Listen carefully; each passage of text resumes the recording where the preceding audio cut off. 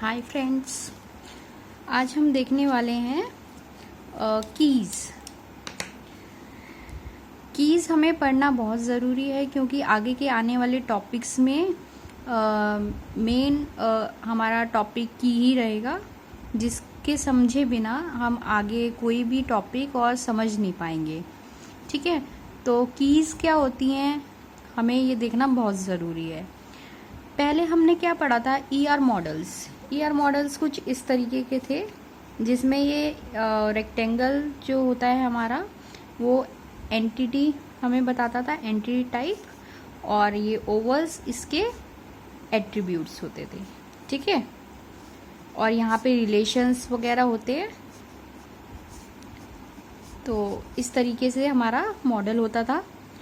तो ये हमारा सिर्फ एक तरीका होता है ये देखने के लिए कि हमें आने वाली हम जो डेटाबेस बनाने वाले हैं उसमें क्या क्या चीज़ें हमें लेनी है और किस तरीके से लेनी है। तो ये एक हमारा, इसलिए हम ये मॉडल बनाते हैं। लेकिन हमारा जो मेन हमारा डेटाबेस बनता है वो टेबल से बनता है। तो इसी मॉडल को लेकर हम कन्वर्ट करते हैं किसमें, टेबल में। ठीक है, अब टेबल में कैसे कन्वर्ट करते हैं, हर एक एंटिटीज जो होती है हमारी, हर एक एंटिटी की अलग टेबल बनती है। अब रिलेशनशिप की अलग टेबल बनती है या नहीं बनती है, इसके कुछ कंडीशंस होती हैं जो हम बाद में देखेंगे। लेकिन ये डिसाइडेड है कि हम हर एक एंटिटी की एक अलग टेबल बनाते हैं। तो वो किस तरीके से बनती है ये हम देख लेते हैं। जो हमारा एंटिटी का नाम होता है, लेट अस से कस्टमर है, तो वो हमारा टेबल का नाम हो जाता है। ठीक है, ये टेबल का हमारा नाम हो गया। अब ये टेबल बनती है हमारी इस तरीके से कुछ, ये होते हैं हमारे कॉलम्स। ठीक है, कॉलम्स कह सकते हैं या इनको एट्रीब्यूट्स कह सकते हैं। ये जो हमारे एट्रीब्यूट्स होते हैं हम इसको दे देते हैं नेम, एड्रेस, और कोई प्रोजेक्ट मान लेते हैं वो कर रहा है तो वो प्रोजेक्ट। ठीक है, तो हम यहाँ पर के क्या दे देंगे, इसको नेम हो गया, एड्रेस हो गया और प्रोजेक्ट हो गया। ठीक है, ये अभी मैंने खाली छोड़ा है, मैं बताती हूँ क्यों। ये हमारे हो गए कॉलम्स, या फिर कह सकते हैं हम हमारी टेबल के एट्रीब्यूट्स। ठीक है, अब ये जो एक हम डेटा लेते हैं यहाँ पर, ठीक है, ये हमारा पूरा रिकॉर्ड होता है, एक पूरा रिकॉर्ड होता है। इसे हम कहते हैं टपल। हम इस पूरे को क्या कहते हैं, टपल। ठीक है, इस पूरे रिकॉर्ड को हम एक टपल कहते हैं। इस तरीके से ये सारे टपल्स होते हैं। ठीक है, ये सारे हमारे एट्रीब्यूट्स होते हैं, ये सारे हमारे एट्रीब्यूट्स होते हैं और ये सारे हमारे टपल्स होते हैं। ठीक है, अब ये टपल्स अगर एक जैसे हुए कहीं पर तो हमें पता नहीं लगेगा कि हमें किसका रिकॉर्ड देखना है। जैसे मान लेते हैं बॉस है, उसने अपनी सेक्रेटरी को कहा है कि रीना नाम के सो एंड सो, इसका एड्रेस मान लेते हैं, कोई प्रोजेक्ट है P1। ठीक है, रीना नाम के एम्प्लॉय का मुझे डेटा चाहिए। यहाँ पे रीना है, यहाँ पे भी मान लेते हैं हम एक और रीना है, इसका भी मान लेते हैं। मतलब एड्रेस सेम नहीं हो सकता, फिर भी हमने देख लिया दूसरा प्रोजेक्ट हमारा सेम है मान लेते हैं। तो वो कंफ्यूज हो जाएगा कि कौन सी रीना का मुझे रिकॉर्ड लेना है, इसका लेना है कि इसका लेना है। और तो उन्होंने कुछ बताया नहीं, रीना नाम डाल दिया। अब वो कंफ्यूज हो गया, वो दोनों ला के देगा, बॉस गुस्सा हो जाएगा।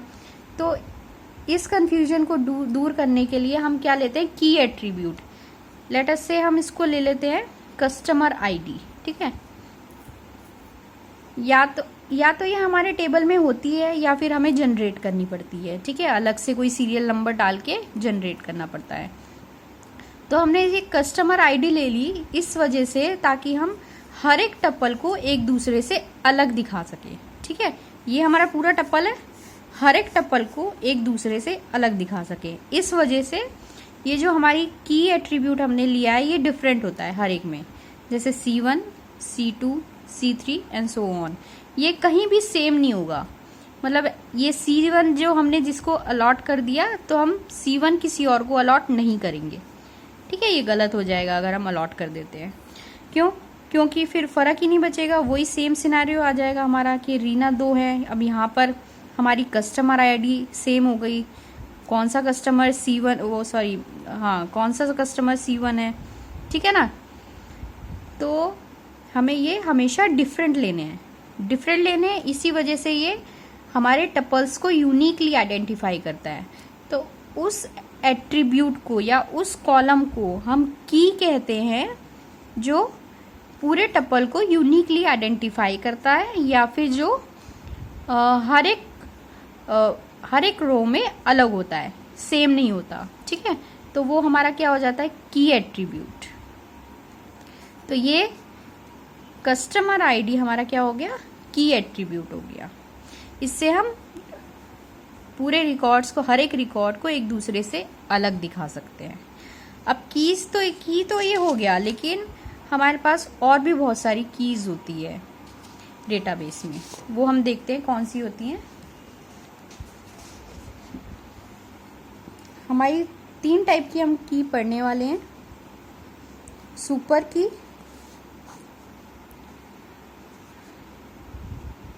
कैंडिडेट की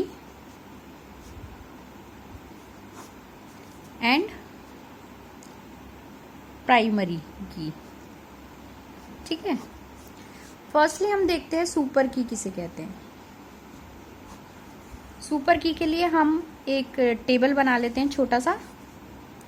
ये एक सीरियल नंबर है, ये बुक्स है और ये ऑथर है, ठीक है, बुक्स के।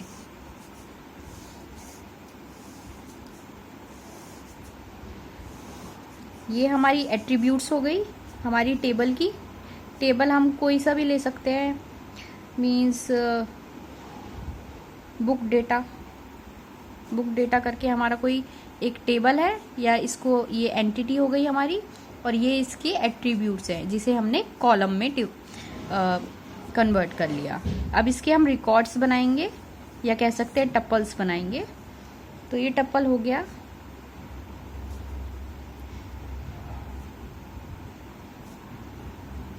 ये हमने सीरियल नंबर ले लिया,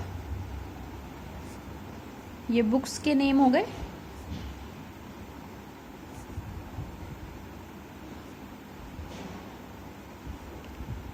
ठीक है, और ये हमारा ऑथर हो गए इन बुक्स के, ठीक है। ये हमारी एक टेबल हो गई। अब हम देखते हैं इसमें सुपर की किसे कहते हैं। फर्स्टली हम देखेंगे की हम किस एट्रीब्यूट को बना सकते हैं। सीरियल नंबर को हम पहले देखते हैं कि क्या ये हर एक रो में डिफरेंट है। जैसा कि हमने देखा ये हर एक रो में डिफरेंट है, तो हम इसे की बना सकते हैं सीरियल नंबर को, ठीक है। अब हम बुक देखते हैं कि क्या बुक हर एक रो में डिफरेंट है। यहाँ पे ये डिफरेंट नहीं है, ये बुक नंबर 1, ये बुक नंबर 1, यहाँ पे ये बुक नंबर 4, बुक नंबर 4, तो ये सेम है, तो इसे हम की नहीं बना सकते, ठीक है। ऐसे ही ऑथर को देखते हैं, ऑथर में भी ये A1 है, तो इसको भी हम की नहीं बना सकते क्योंकि ये यूनिकली आइडेंटिफाई नहीं कर पाएंगे। अब क्या होता है, कई बार हमारा ये सीरियल नंबर मान लेते हैं नहीं है, ये नहीं है, ठीक है। अब हम क्या करेंगे, ये भी आइडेंटिफाई नहीं कर पा रहा है यूनिकली, ये भी आइडेंटिफाई नहीं कर पा रहे हैं यूनिकली, तो हम क्या करते हैं, इस केस में हम 2 एट्रीब्यूट्स को जोड़ देते हैं ताकि वो यूनिकली आइडेंटिफाई कर पाए पूरे टपल को। अब अगर हम बुक और ऑथर एक साथ ले लेते हैं, बुक ऑथर, ठीक है, ये एक हम की ले सकते हैं, ठीक है। अब जब हम कॉम्बिनेशंस कर देते हैं एट्रीब्यूट्स के, तो वो हमारी हो जाती है सुपर की। मतलब की भी सुपर की ही होगी, एक सिंगल एट्रीब्यूट भी सुपर की ही होगा, और अगर हम कॉम्बिनेशन कर देते हैं यूनिकली आइडेंटिफाई करने के लिए, तो वो भी हमारा सुपर की होगा। तो हम कौन कौन सी ऐसी एट्रीब्यूट्स इसमें से बना सकते हैं हम देखते हैं, ठीक है। एक ये हमने बना दिया। अब हम सीरियल नंबर के साथ जिसको भी जोड़ेंगे वो यूनिकली आइडेंटिफाई करेगा। क्यों करेगा?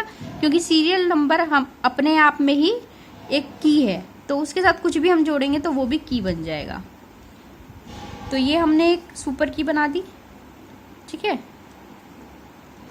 इसको ऑथर के साथ भी जोड़ दिया हमने, ये भी हमने एक सुपर की बना दी। और अगर हम तीनों को भी एक साथ लिख दें तो वो भी एक सुपर की हो जाएगी। क्यों? क्योंकि सीरियल नंबर हमारा की है, तो वो यूनिकली आइडेंटिफाई करेगा। तो ये हमारी 5 सुपर कीज हो गई। सुपर कीज क्या होती हैं? सुपर की वो एट्रीब्यूट या कॉम्बिनेशन ऑफ एट्रीब्यूट्स होता है जो 2 टपल्स को यूनिकली आइडेंटिफाई करता है, ठीक है। ये हमारे सारे सुपर की हो गए। अब हम इसी में से देखते हैं कैंडिडेट की किसे कहते हैं।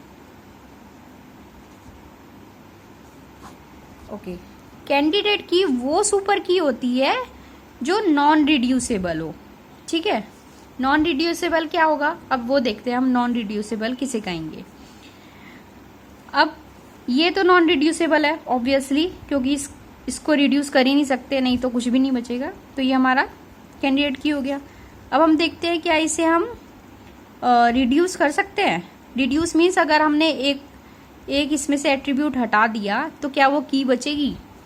अगर मैंने ऑथर को हटा दिया, बुक खाली रहने दिया, तो क्या वो की है?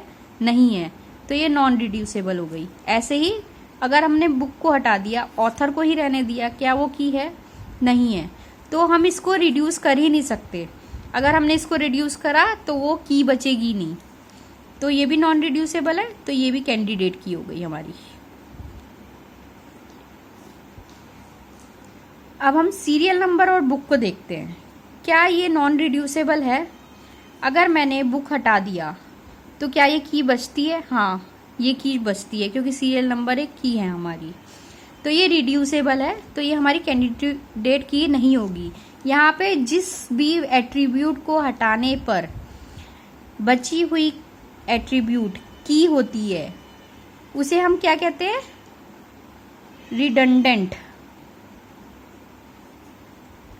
Redundant attribute. ओके, मतलब हमने जिस भी एट्रीब्यूट को हटा के उसके होने या ना होने से कोई फर्क नहीं पड़ रहा हमें, हमने इसको हटा दिया तो भी बची हुई एट्रीब्यूट हमारा की का काम कर रही है, तो वो रिडंडेंट एट्रीब्यूट होता है। ऐसे ही हम देखते हैं क्या ये रिड्यूसेबल है कि नहीं है। सीरियल नंबर एंड ऑथर,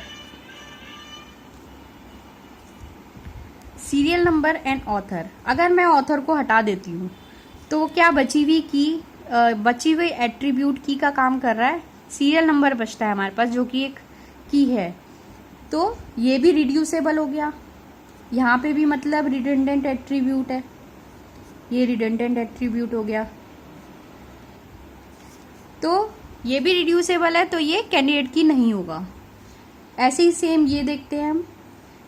अब इसमें भी अगर हम ऑथर को हटा देते हैं, क्या बची हुई जो एट्रीब्यूट्स हैं वो की का काम कर रहे हैं? हाँ, कर रहे हैं। यहाँ पे अगर हम इन दोनों को भी हटा देते हैं तो भी इस बचा हुआ एट्रीब्यूट की का काम कर रही है, तो ये दोनों ही हमारे लिए रिडंडेंट एट्रीब्यूट हो गए, ठीक है। तो ये भी रिड्यूसेबल है, तो ये भी हमारी कैंडिडेट की नहीं बन सकती। तो हमें सिर्फ 2 कैंडिडेट की मिली है, सीरियल नंबर और बुक एंड ऑथर, ठीक है। ये ऐसी कीज होती हैं जो हम रिड्यूस नहीं कर सकते। अगर हम रिड्यूस इसको करते हैं, मतलब कोई भी एक एट्रीब्यूट हटा देते हैं, तो बचा हुआ एट्रीब्यूट की का काम नहीं कर सकता, इसलिए ये नॉन रिड्यूसेबल होती हैं और इनमें रिडंडेंट एट्रीब्यूट नहीं होते, ठीक है। तो 2 हमारे इसके पॉइंट्स हो गए, non reducible and no redundant attribute, ठीक है। अब हम देखते हैं प्राइमरी की किसे कहते हैं। सिंपल है, अगर ये दोनों समझ में आ गया तो प्राइमरी की कुछ भी नहीं है। प्राइमरी की क्या है? जो भी हमारा डेटाबेस डिजाइनर होगा, जो भी हमारा डेटाबेस डिजाइनर होगा कैंडिडेट की में से जो की वो सेलेक्ट करता है अपने काम के लिए, अपने आगे प्रोसेस के लिए, वो हमारी प्राइमरी की होती है। Simple, as simple as that. जो भी कैंडिडेट डेटाबेस डिजाइनर कैंडिडेट की में से जो भी की चूज करेगा वो हमारी प्राइमरी की होगी। लेट अस से उसने बुक एंड ऑथर छोड़ देते हैं क्योंकि ये कॉम्बिनेशन है, थोड़ा डिफिकल्ट हो जाता है। लेट अस से उसने सीरियल नंबर चूज कर लिया कि भाई मैं तो सीरियल नंबर लूंगा और इसी से अपने आगे वाले प्रोसेस को कंटिन्यू करूंगा, इसी को मैं की मानूंगा, तो वो हमारी हो गई प्राइमरी की। ठीक है। अब आगे आने वाले जितने भी टॉपिक्स होंगे उसमें हम ना सुपर की देखते हैं ना हम प्राइमरी की देखते हैं, हम सिर्फ कैंडिडेट की देखते हैं। ठीक है। तो कैंडिडेट की हमारा बहुत इम्पोर्टेंट है, ये हमें ज़रूर समझ में आना चाहिए, नहीं तो हमें आगे वाले टॉपिक्स समझ में नहीं आएंगे। Thank you guys, please like my video अगर आपको अच्छा लगा हो तो। थैंक्स।